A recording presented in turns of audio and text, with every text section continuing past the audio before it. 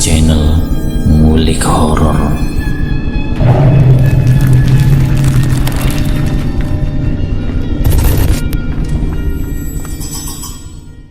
Assalamualaikum warahmatullahi wabarakatuh. Kembali lagi di channel Ngulik Horor. Channel ini menceritakan tentang kisah-kisah misteri.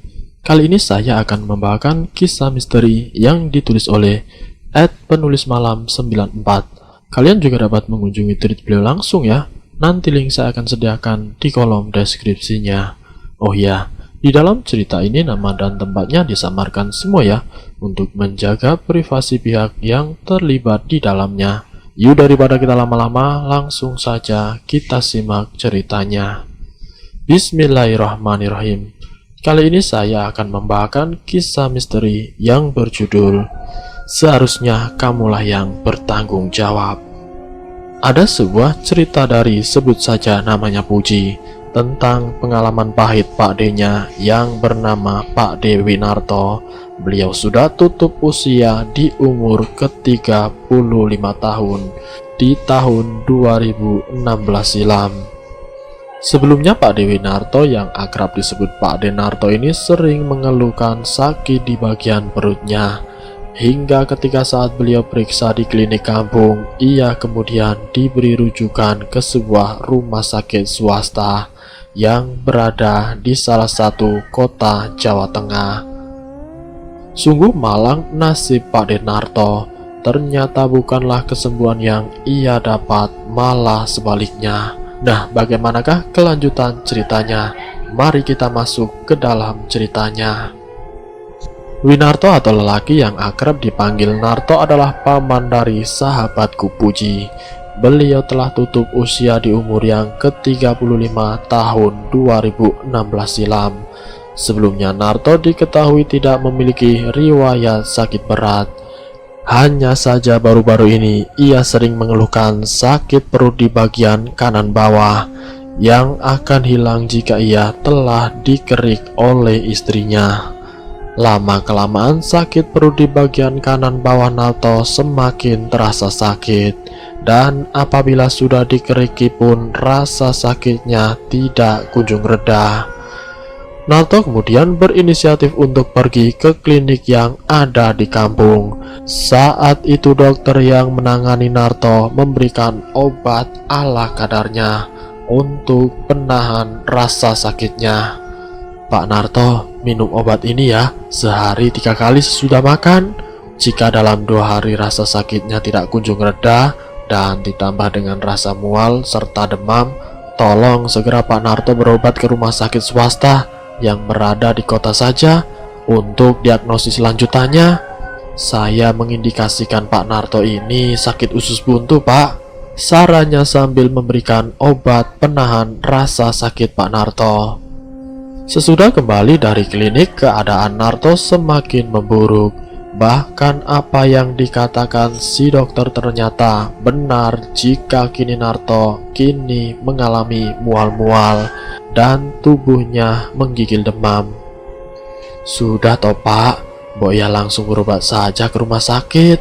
Untuk uangnya tidak apa-apa, kita bisa jual 2 kambing yang ada dan gadaikan sawah. Yang penting Bapak bisa sehat, ucap Tarsih istri Narto. Bapak kurang setuju Bu, kalau 2 kambing harus kita jual sekaligus.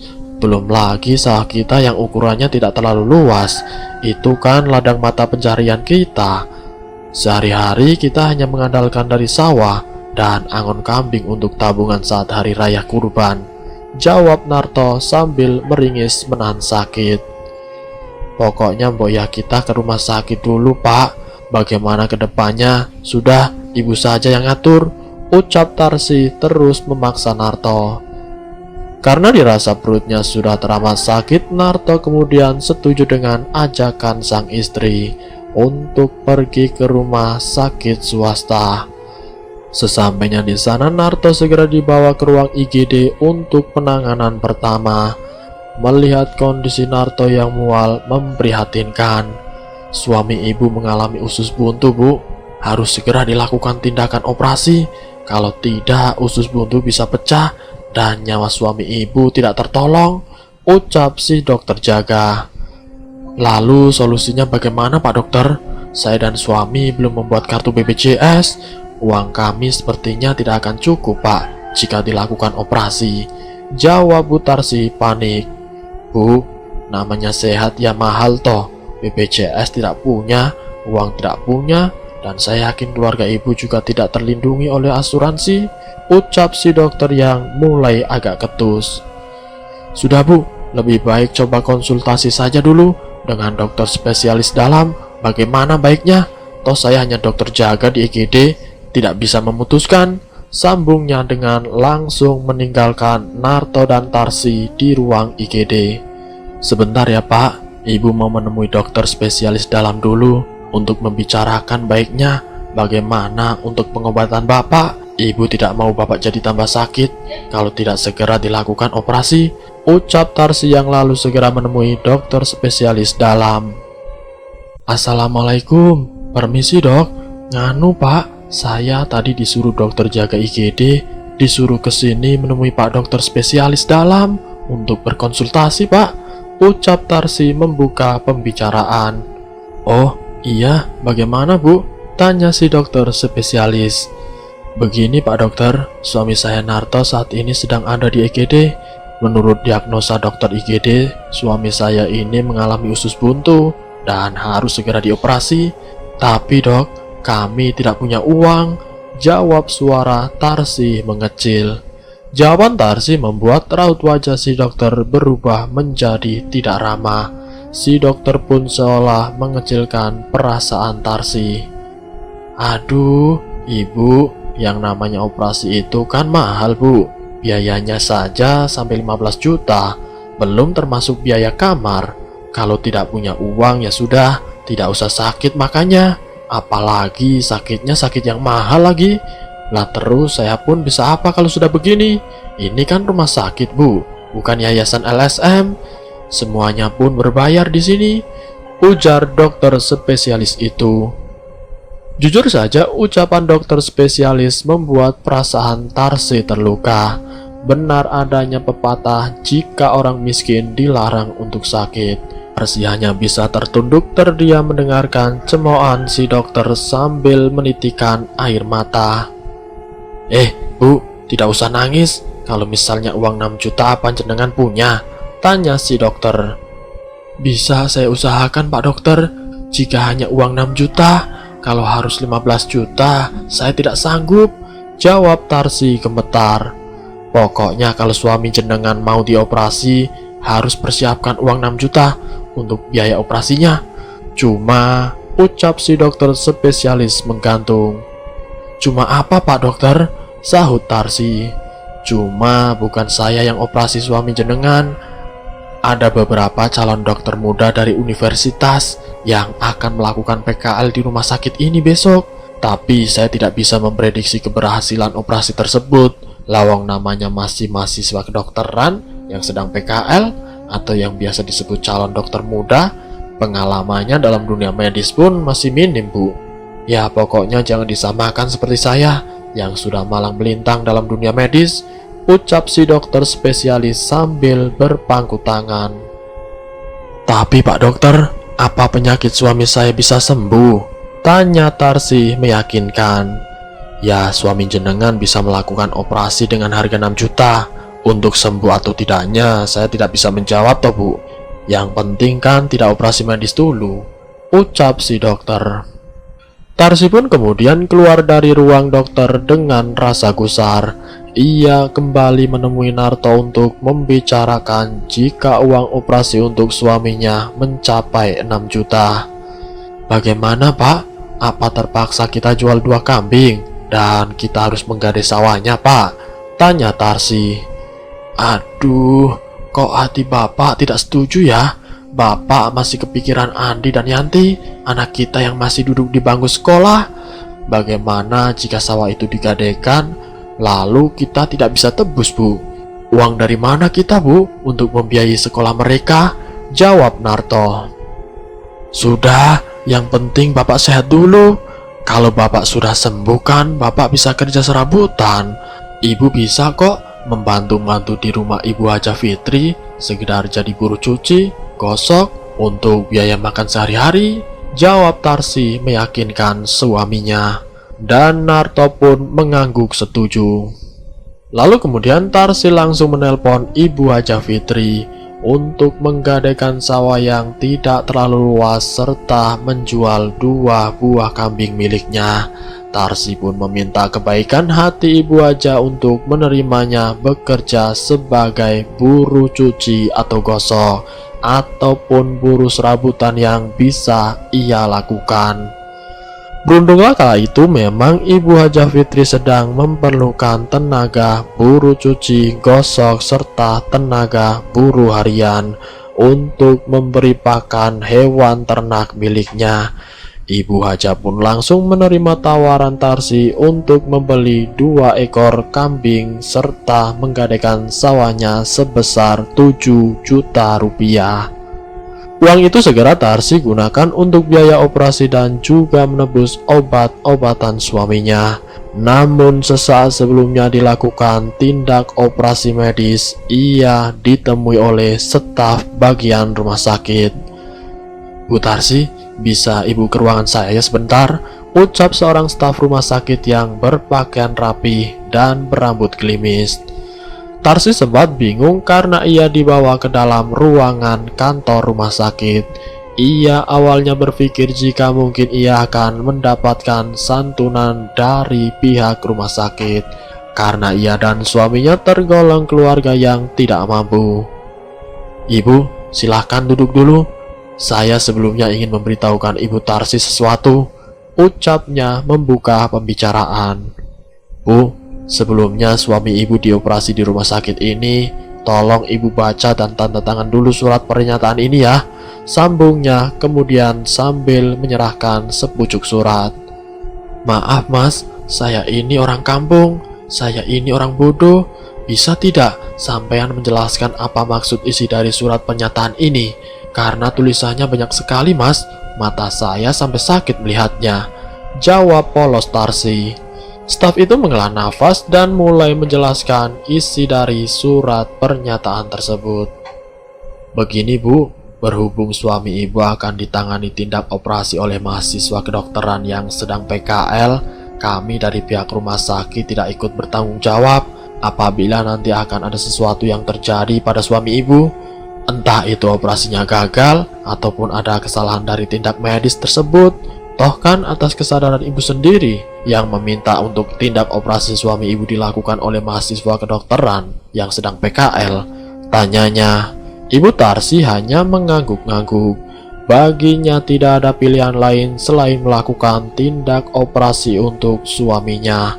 Karena keterbatasan biaya, ia mau tidak mau harus menerima suaminya ditangani oleh para mahasiswa kedokteran yang sedang PKL. Tarsi pun langsung membubuhi tanda tangan dalam secari kertas tersebut. Ia kemudian langsung beranjak menuju ke ruang tunggu. Di sana Tarsi menunggu sang suami dioperasi sendiri.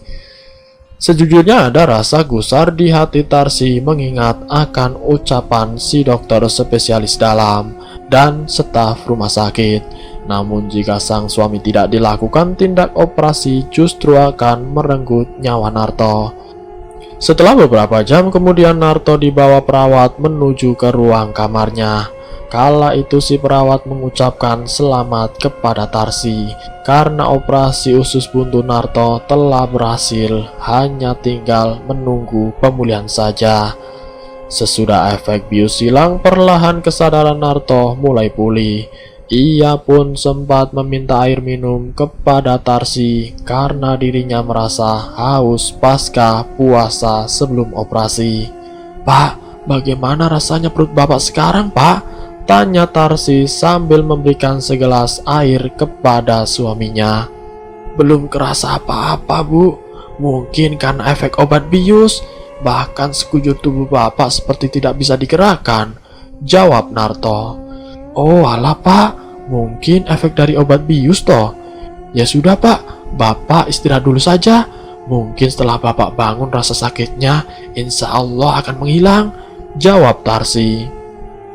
Ada kelegaan di hati Tarsi karena operasi usus buntu suaminya sudah berhasil. Namun sayang Tarsi tidak menyangka jika setelah operasi adalah awal mula bencana bagi keluarganya. Bu, ibu, tolongin bapak. Bapak tidak bisa bangun ini, Bu. Kaki bapak kok lemas sekali ya. Pinta Narto saat berusaha ingin bangun dari tempat tidurnya. Sudah Pak, sini saya bantu. Jawab Tarsi sigap mencoba membantu membangunkan tubuh suaminya. Bu, bapak kok kakinya masih lemas dan terasa kebas sekali. Rasanya sulit digerakkan, Bu. Ucap Narto yang mulai panik. Tarsi kala itu masih mencoba menenangkan suaminya jika itu hanyalah efek dari obat bius saja.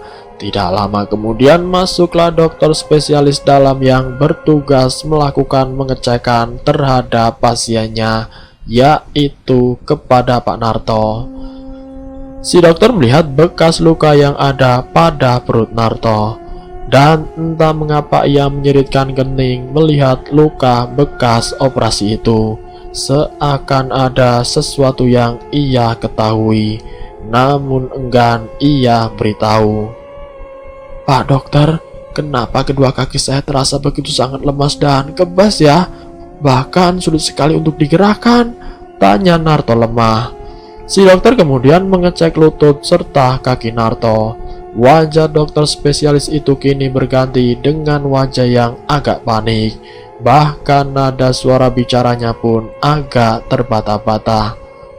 Oh, enggak apa-apa Pak Narto. Itu hanya efek obat bius saja kok. Sekarang Pak Narto sudah sadar dan bisa melakukan pemulihan di rumah saja. Besok pun sudah bisa pulang. Jawab si dokter sambil sesekali menyeka keringat yang mengucur di dahinya. Loh, saya sudah bisa pulang. Beneran ini Pak dokter, besok hari saya pulang. Tanya Narto seolah tidak percaya. Iya Pak, memangnya jenengan mau berlama-lama di rumah sakit ini. Nanti biaya kamarnya membengkak loh. Memangnya bapak dan ibu sudah mempersiapkan uang lebih. Jawab si dokter terkesan memburu-burui kepulangan Narto. Bukannya seharusnya suami saya pulangnya masih 2 hari lagi toh ya? Wong lukanya saja masih basah Pak dokter. Saya kan tidak bisa membersihkan luka suami saya sendiri. Toh kalaupun mau dibalut perban, ya harus nunggu mengeringkan dulu lukanya, sahut Tarsi. Sudah Bu, kan saya ini dokternya. Saya tahu apa yang baik untuk pasien saya. Urusan ibu tidak bisa membersihkan luka bekas operasi kan bisa lihat cara perawat saat sedang membersihkan luka. Masa begitu aja dibuat repot toh Bu? Justru seharusnya ibu senang suami ibu bisa pulang lebih cepat. Artinya ibu tidak harus kena biaya kamar lebih mahal lagi. Dan juga kalau suami ibu sudah pulang, artinya suami ibu ini sudah mau sehat. Timpal si dokter spesialis yang tidak lama kemudian meninggalkan ruangan kamar Narto. Itu Pak, dengerin, artinya bapak sudah mau sembuh, ucap Tarsi polos sambil memegang tangan suaminya. Keesokan harinya Tarsi berkemas pulang bersama dengan Narto. Tetapi saat Narto kembali berusaha bangun dari tempat tidur, Narto malah terjatuh.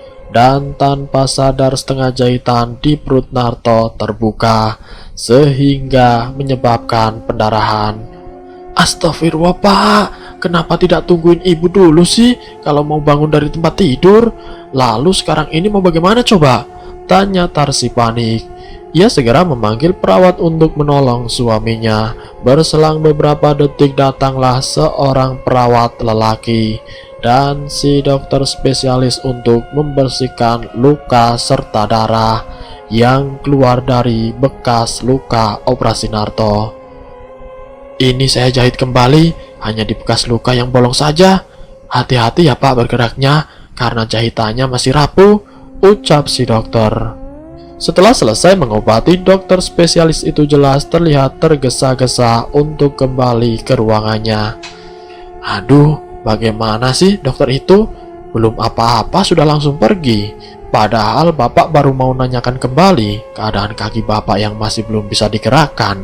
Ini sudah lewat dari 24 jam loh Bu. Masa iya hanya di bagian pinggang sampai bawah saja yang sulit digerakkan? ucap Narto agak kesal. Tidak apa-apa mungkin Pak, besok kalau masih susah digerakkan, kita coba cek di klinik langganan Bapak saja. Dokter Yudi, toh di sana dokternya lebih ramah Pak, jawab Tarsi. Sesampainya di rumah, keadaan Narto malah tidak kalah memprihatinkan. Ia hanya bisa meminta tolong kepada Andiyanti dan juga Tarsi untuk melakukan kegiatan sederhana seperti ke kamar mandi, mengambil makan, dan juga minum. Beberapa hari terlewati pasca operasi, namun tidak jua ada perubahan bagi setengah bagian tubuh Narto. Justru kini kedua kakinya sama sekali tidak bisa digerakkan dan tidak bisa menopang tubuh Narto. Tidak hanya sampai di situ, luka bekas operasi Narto pun terus-menerus mengeluarkan cairan nanah berwarna bening dan juga darah, bahkan di beberapa jahitannya terlihat seperti luka menganga. Narto kemudian dibawa ke klinik kecil langganannya di kampung. Di sana Tarsi dan Narto dibuat terkejut oleh pernyataan si dokter umum tersebut. Bu, Pak, mohon maaf, saya harus mengatakan jika Pak Narto mengalami kelumpuhan akibat malpraktek operasi. Bahkan setelah saya amati dari luka operasi Pak Narto, sepertinya dilakukan secara asal-asalan. Apa memang dokternya yang tidak berkompeten? Saya bisa menyimpulkan seperti ini karena jelas terlihat dari bekas sayatan operasi yang seharusnya tidak perlu sepanjang itu. Saya sendiri merasa heran. Seharusnya rumah sakit yang saya beri rujukan kemarin bisa memberikan hasil yang maksimal, terang Dokter Yudi setelah melakukan pengecekan terhadap kaki dan luka bekas operasi Narto. Bak disambar petir di siang bolong. Narto dan Tarsi mau tidak mau harus menerima kenyataan pahit itu. Darmono ayah Puji, kakek Narto yang mendengar sang adik terkena malpraktek, segera mendatangi rumah sakit swasta tersebut dan meminta pertanggungjawaban. Yang benar saja, masa adik saya harus mengalami kelumpuhan sehabis operasi dari rumah sakit ini? Dokter yang menangani adik saya harus bertanggung jawab, teriak Darmono di ruang resepsionis rumah sakit. Seseorang kemudian menghampiri Darmono dan menanyakan siapa pasien yang dimaksud. Setelah Darmono mengatakan nama Winarto, sang kakek Darmono dibawa masuk ke ruang kantor rumah sakit. Di sana Darmono dijelaskan kronologi awal mula kejadian malpraktek tersebut dan juga ia diberi surat pernyataan yang memberatkan pihak sang adik. Maaf sebelumnya, ini kan sudah resiko yang harus diterima oleh adiknya Bapak. Sedari awal istrinya pun sudah diberitahukan jika akan ada resiko apabila melakukan operasi dengan mahasiswa kedokteran yang sedang PKL ini. Kami pun hanya menyesuaikan biaya yang ada saja. Kami mendapatkan info jika memang adanya kelebihan dosis bius yang menyebabkan kelumpuhan pada adik Bapak. Namun itu bukanlah kelumpuhan permanen. Masih ada kemungkinan akan sembuh jika melakukan terapi. Jadi sebaiknya kasus ini tidak perlu dibesar-besarkan. Justru malah sebaliknya, kami yang akan bisa menuntut keluarga Bapak jika Bapak masih berada di sini membuat kegaduhan, ucap staf rumah sakit tersebut. Membuat mau tidak mau Darmono harus mundur. Ia pulang memberitahu Tarsi dan sang adik jika pihak rumah sakit sudah benar-benar menutup pintu pertanggungjawaban oleh karena sebuah surat pernyataan yang sudah dibubuhi tanda tangan Tarsi. Kenapa jadi begini toh Bu? Sekarang kaki Bapak lumpuh, sakit Bapak pun belum sembuh, ditambah lagi semua benda kita ludes untuk berobat, ucap Narto dengan isak tangis. Sabar toh Pak, sabar, namanya ini cobaan, jawab sang istri menenangkan. Entah mungkin karena beban pikiran dirinya tidak juga kunjung sembuh, dari hari ke hari keadaan Narto semakin memburuk. Luka bekas operasinya kini menjadi infeksi parah yang mengeluarkan nanah bercampur darah sehingga tercium bau amis menyengat. Hanya memakan waktu tidak sampai 2 bulan, badan Narto yang tegak berisi kini tersisa tulang dan kulit. Bu, Bu, kalau misal Bapak meninggal, Bapak akan menuntut pertanggungjawaban mereka dengan cara Bapak sendiri, Bu. Bapak tidak ikhlas, mereka para bajingan itu menyusahkan kita saja, ucap Narto lirih. Hus, maksud Bapak apa toh ngomong begitu? Insya Allah Bapak akan sembuh. Mbok ya jangan ngomong lantur, jawab Tarsi. Seperti mendapatkan firasat, ucapan terakhir Narto ternyata menjadi kenyataan. Berselang tidak sampai 1 minggu, Narto tutup usia. Tepat di bulan November tanggal 23, 2016 pada siang hari. Tepat 5 hari setelah kematian Narto, rumah Tarsi didatangi oleh Ibu Hajah Fitri. Assalamualaikum, Tarsi, ujar Hajah Fitri. Waalaikumsalam Bu Hajah, tumben pagi hari sudah datang. Kok tidak telepon saja Bu, kalau mau menyuruh saya untuk cuci gosok, jawab Tarsi heran. Semalam saya didatangi oleh Narto, suamimu ujar Ibu Hajah dengan suara yang bergetar. Ibu Hajah menceritakan jika semalam ia didatangi oleh suami Tarsi, namun dengan wujud yang menyeramkan. Saat malam sebelum Ibu Hajah mau tidur, ia mengambil sebutir apel di dapur dan di sana ia dikagetkan dengan rintihan suara lirih. Bu Hajah, tolong Bu. Suara itu semakin jelas terdengar manakala Ibu Hajah mendekati ke arah meja makan. Tiba-tiba saja, serak, seperti ada bunyi benda yang diseret. Ya Allah, setan! Ibu Hajah berteriak manakala ia melihat ternyata bunyi benda yang diseret-seret suara orang meminta tolong adalah Narto. Jelas nampak oleh Ibu Hajah, Narto berjalan dengan menggunakan kedua tangannya untuk menyeret setengah tubuhnya yang lumpuh. Narto pun terlihat sangat pucat pasit, benar-benar menyerupai mayat hidup. Bu Hajah, tolong istri saya Bu, ucapnya lagi dan kemudian pemandangan mengerikan itu hilang begitu saja. Mendengar hal itu, Tarsi seolah tidak percaya jika suaminya menjadi hantu penasaran. Maaf Bu, tapi saya sebagai istrinya sendiri di rumah tidak pernah ada hal yang aneh, jawab Tarsi. Saya cuma takut kalau masih ada urusan duniawi yang belum terselesaikan, makanya arwah Narto masih berkeliaran, ujar Ibu Hajah kembali.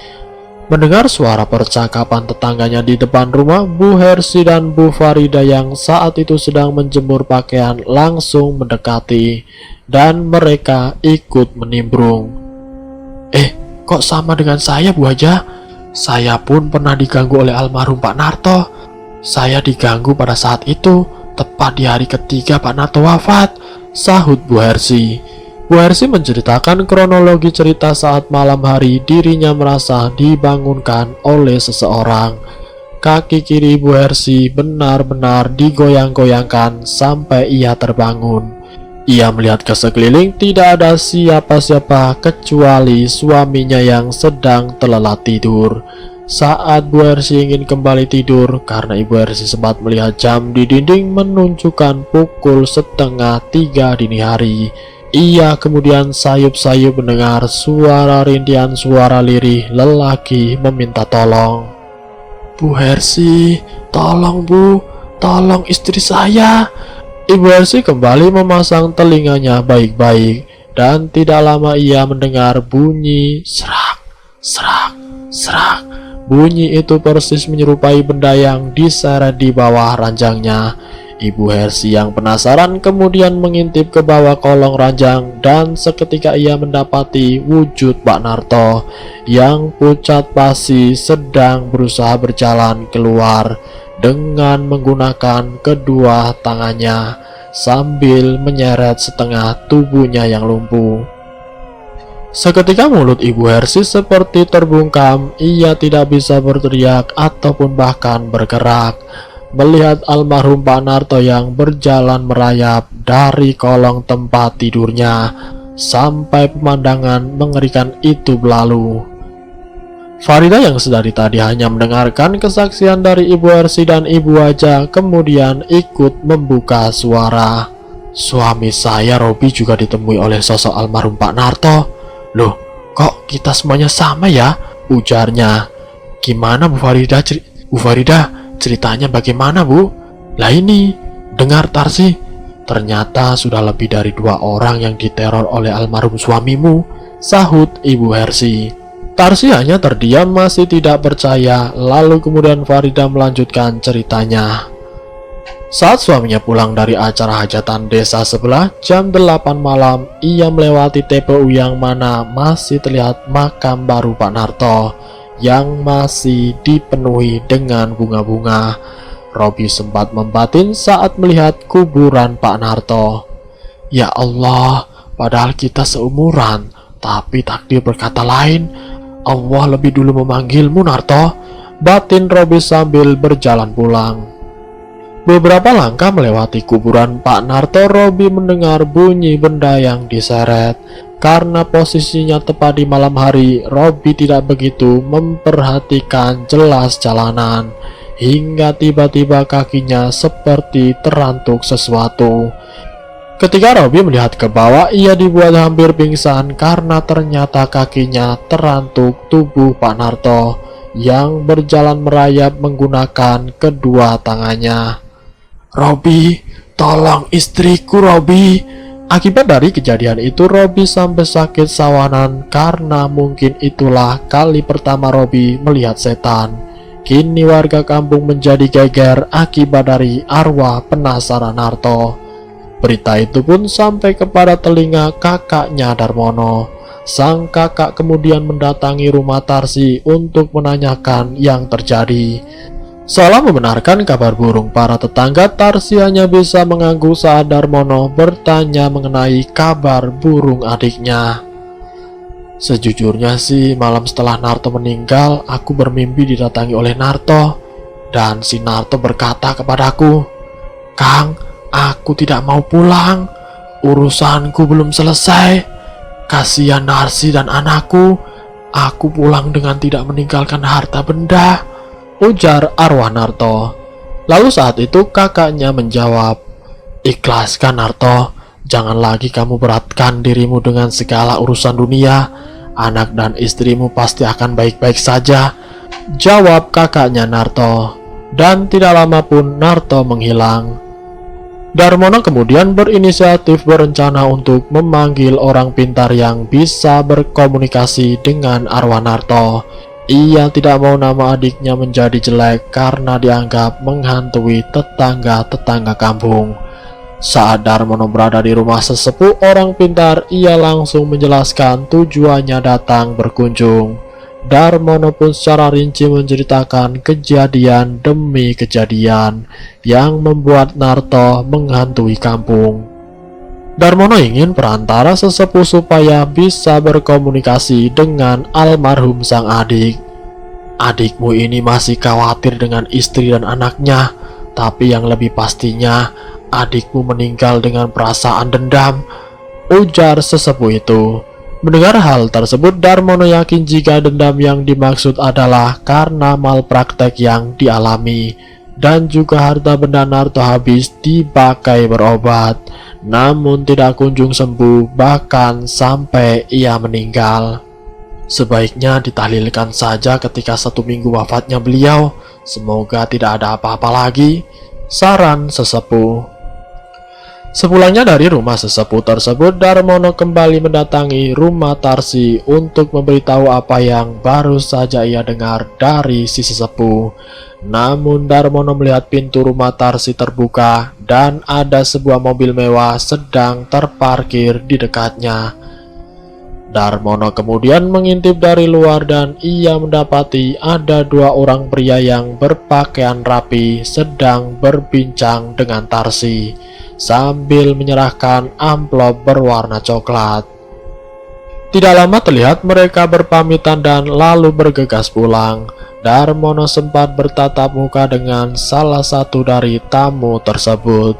Ternyata ia adalah orang dari rumah sakit yang pernah mengusir Darmono. mereka bukannya dari rumah sakit swasta itu. Mau apa lagi mereka datang? Tanyanya kepada Tarsi. Tarsi kemudian menjelaskan jika itu adalah dokter spesialis bedah dan juga staf rumah sakit. Mereka datang atas kesadaran pribadinya ingin meminta maaf atas kelalaian mereka hingga menyebabkan Narto meninggal. Mereka pun mengembalikan uang Narto sebesar 6 juta dan juga memberikan santunan sebesar 4 juta sebagai tanda permohonan maaf. Mereka mengetahui Narto meninggal karena siang dan malam merasa selalu didatangi oleh sosok Narto dengan wujudnya yang seperti mayat dan berjalan merayap menggunakan kedua tangannya.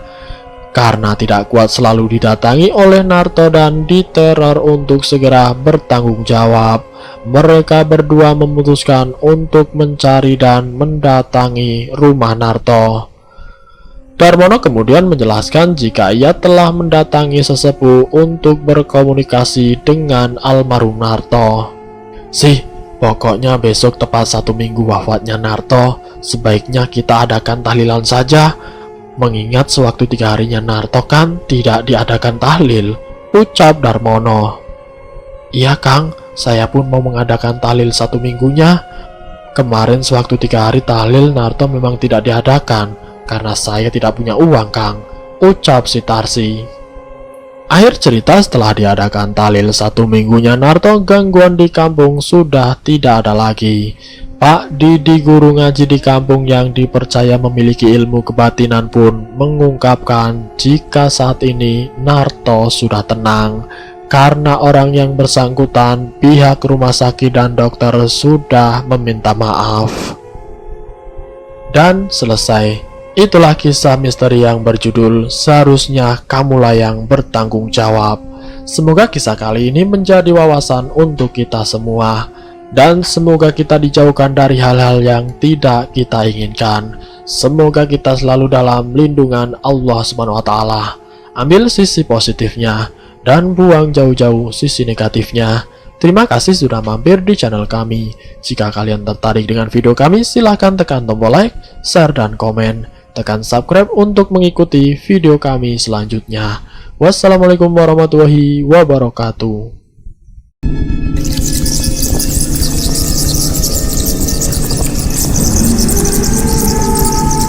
Selamat datang di channel Ngulik Horor.